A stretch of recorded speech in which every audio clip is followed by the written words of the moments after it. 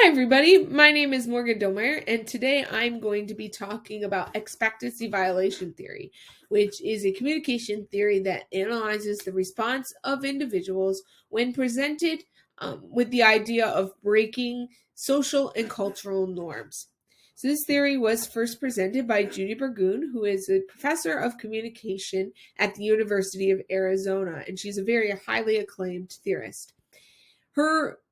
The origin of expectancy violation theory actually comes from the research done by Edward Hall and his study with proxemics, which is the study of people's use of space as a special elaboration of culture.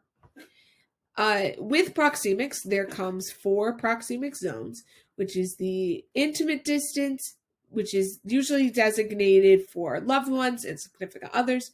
You have your personal distance, designated for friends and colleagues. Social distance, really designated for coworkers, people you're not really familiar with, and public distance, which is designated for everyone else who does not fall within the intimate, personal, or social distance. So with the presentation of this theory, Burgoon actually presents a couple of counterpoints. She believes that violation is necessary in order for relational development, and that violating of social norms is the superior strategy of conformity. So as she studied this theory, she actually dropped earlier versions of expectancy violation theory and streamlined the model. She also widened the scope of the studies and with the inclusion of more nonverbals, and with these new adaptations to the theory came to create what is expectancy violation theory today. So the core concepts of expectancy violation theory are the elements of expectancy, violation valence, and communicator reward valence. So we'll begin with expectancy. So elements of expectancy are the context, so cultural norms, the setting, whether it's a social or environmental setting.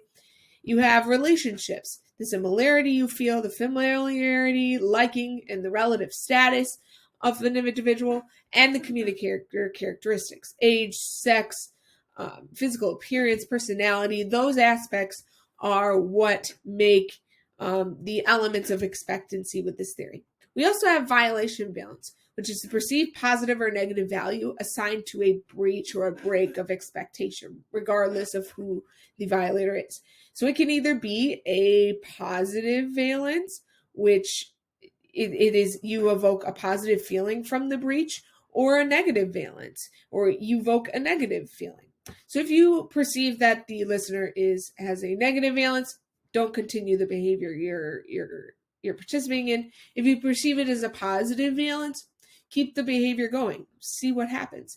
And violations are always up to multiple interpretations.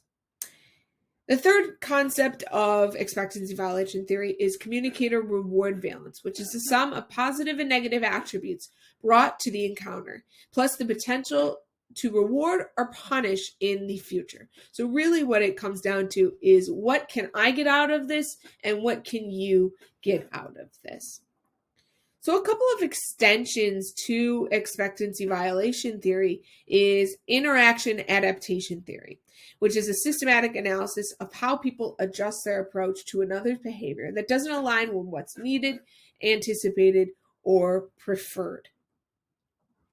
Another extension of the theory is interaction position, a person's initial stance toward an interaction as determined by a blend of personal requirements, expectations, and desires.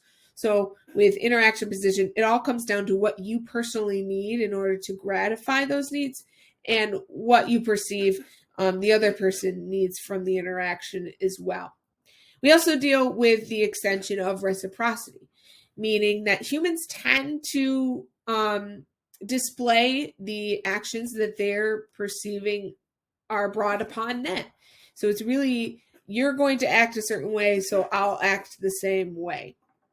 So with an analysis of this theory, it really does fall under the model of what an objective theory is supposed to be. There have been a few other theorists who've said that this theory tends to be better as a theoretical and less as a practice. But there's just a basic explanation of expectancy violation theory.